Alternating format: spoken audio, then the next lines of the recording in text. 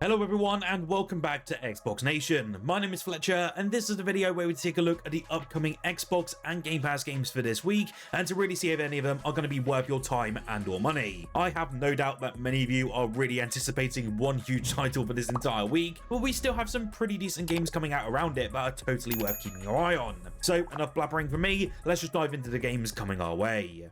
First up, and one of the most addictive simulation games of 2025 is finally heading to Xbox Game Pass, and that's none other than TCG Card Shop Simulator. After building a huge following over on Steam with overwhelmingly positive reviews, it's finally arriving to our consoles on the 24th, giving console players a chance to see what all the fuss is about. Essentially, you're in charge of building your own trading card shop from the ground up by designing the layout, stocking booster packs, managing prices, and keeping customers happy. The addictive twist though is that you can open packs yourself, chase those rare cards, and then choose whether to sell them for big profits or hold on to them for your collection. You also host some cool tournaments, track popular trends, expand your storage space, and really reinvest earnings into bigger and better upgrades. If you do enjoy chill but dangerously time-consuming management sims, then this will certainly be a go-to for this week.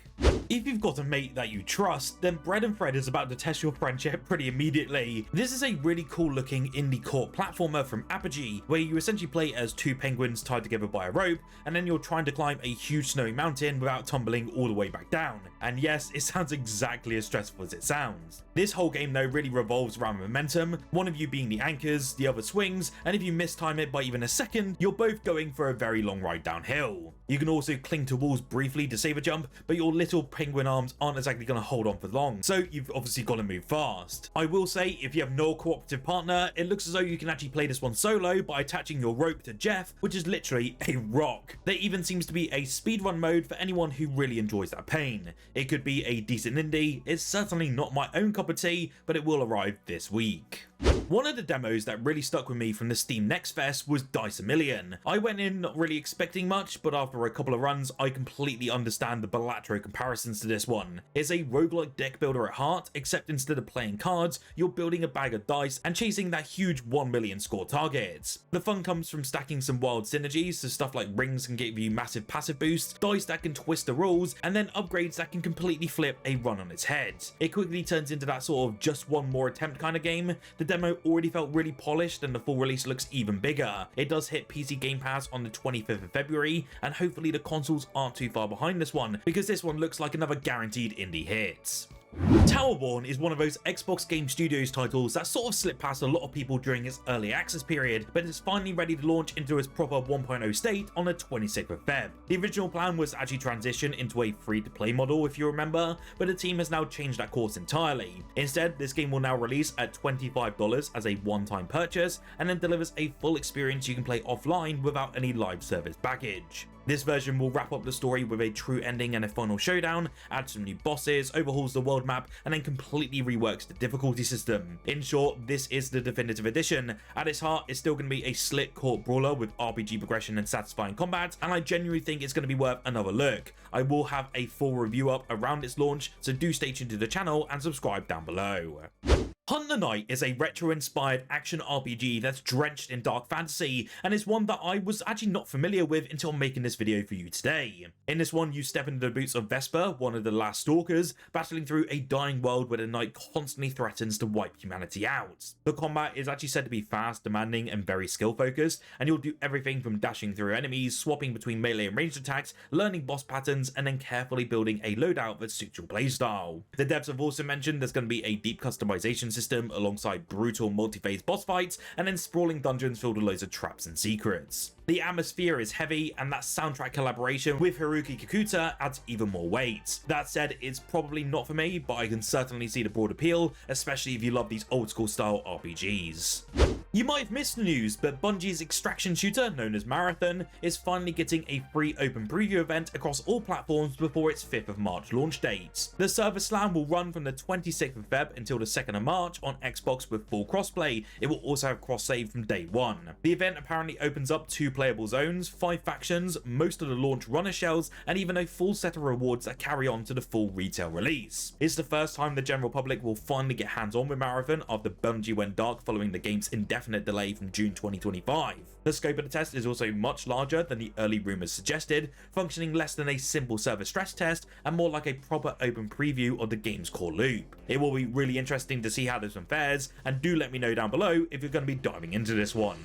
Whilst down there though, also do hit that subscribe button, as over 68% of you are currently not subscribed to one of the largest Xbox channels here on YouTube. I do cover Xbox only content, and I will be bringing you a ton of news, reviews, performance analysis videos, and so much more on a daily basis. But with that, let's just dive back into the games you need to be aware of this week.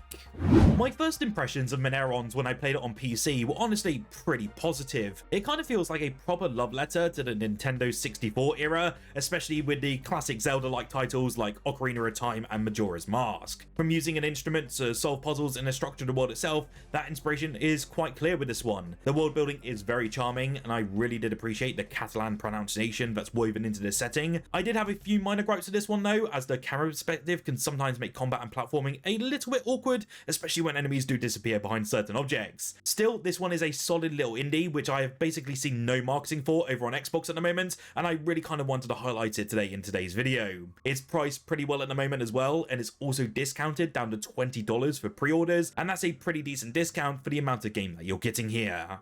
With the rising prices of RAM, there's never been a worse time to really build a PC. In fact, some fans do believe that the upcoming Xbox release of PC Building Simulator 2 should really belong in the fantasy genre, because, well, only the really rich can really afford multiple sticks of their precious component these days. This game, though, is much the same as its predecessor, where you put together PCs using a variety of real-life licensed components. Amusingly, though, it does feature a full campaign mode alongside an endless mode, and this is where the risks of survival are very real. Honestly, the ongoing RAM apocalypse, fueled by a surge in demand from AI organizations, is just the latest in a long line of global economic disasters, so if you just want to get that feeling of building a PC without breaking the bank, then this game lands onto your Xbox consoles this week. Sands of Aura is one of those little indie Souls-likes that really caught me off guard, and it does look actually pretty decent though. The art style and the sand-swept world immediately stands out, and its semi-open, dungeon-focused structure makes exploration genuinely looking enjoyable. The levels look to be a cleverly designed one with verticality and hidden paths, and from the reviews over on Steam, someone stated that even without a minimap, it genuinely guides you quite naturally. The combat is also said to feel very smooth and satisfying once the parrying clicks, and one review also states that they love the progression system, as there's no traditional leveling stat. Instead, your strength comes from gear, armor sets, and even weapon upgrades, which keeps grinding to a minimum, which I'm so thankful for. Sands of Aura does land on the Xbox this week, so all of us console players can finally jump in, and from the positive reviews over on PC, I'm actually quite looking forward to this one. It honestly feels surreal that Resident Evil Requiem is almost here, and after years of rumours and speculation, we're finally heading back into proper survival horror territory, and this one just looks utterly intense. This time around though, we will be following FBI analyst Grace Ashcroft as she now investigates the aftermath of Reqiuem City, roughly 30 years after a destruction. As the daughter of Alyssa from Resident Evil Outbreak, her story will already carry some emotional weight, especially as it ties into her mother's fate. On top of that, Leon Kennedy is also going to be back, bringing a more action-driven edge to balance the tension. From what I've seen so far, the two gameplay styles look very distinct but interconnected, blending slower, nerve-shredding horror with explosive combat. Capcom has promised something even more unsettling than Resident Evil 7, and if that really is true, we're in for a seriously terrifying ride on the 27th. I will have a review just after launch, so do make sure to stay tuned for my Xbox review and performance analysis in the coming days. The second to last game this week is Tales of Berseria Remastered, bringing the 2016 RPG back with upgraded visuals and smoother performance. If you've never played it, this is one of the darker entries within the Tales series. You will follow Velvet, a woman that's driven by betrayal and revenge, as she then journeys through the Secret Kingdom alongside a group of brilliantly odd companions. It's very character focused, with a heavy emotional core running throughout the story. The combat is honestly where it really does shine though. You can customize your character, chain together some flashy combos, and then collect enemy souls mid-battle to unleash some devastating attacks. It's very fast, fluid, and lets you tailor your playstyle as you go. This remaster also includes previously released DLC, which is a nice bonus. It does launch as well on 27th for £35, or just your regional equivalent if you're thinking of diving in. Xbox and Antstream Arcade have treated us to our second batch of new Xbox Retro Classics titles for this year, with 5 new games now being added to the retro streaming service, and they are available to you right now. Those new additions to the Xbox Retro Classics collection are the following: Stampede from the Atari 2600, Cat Bobber from the Atari 2600, Sequest from also the Atari 2600, Beyond Zork, the Coconut or Quendor from DOS, and Return to Zork, which was also a DOS game. Just like in January though, we got 3 new titles from the 2600 library, and then 2 DOS games which are perhaps the most interesting, which are taken from the popular Zork series. Still is a decent collection, and great for all of you who still want to dive into those retro classics. What game are you going to be diving into this week though? Do let me know in the comments below, and if you are going to be diving into Marathon, do join our Discord server with the link below, as I will be getting a squad together and I would just love to dive in with our community. Even so, if you did enjoy this video, smash that like button, make sure to subscribe as well for more Xbox content on a daily basis, and if you want to check out some amazing Xbox content already that's here on the channel, check out the video on screen now.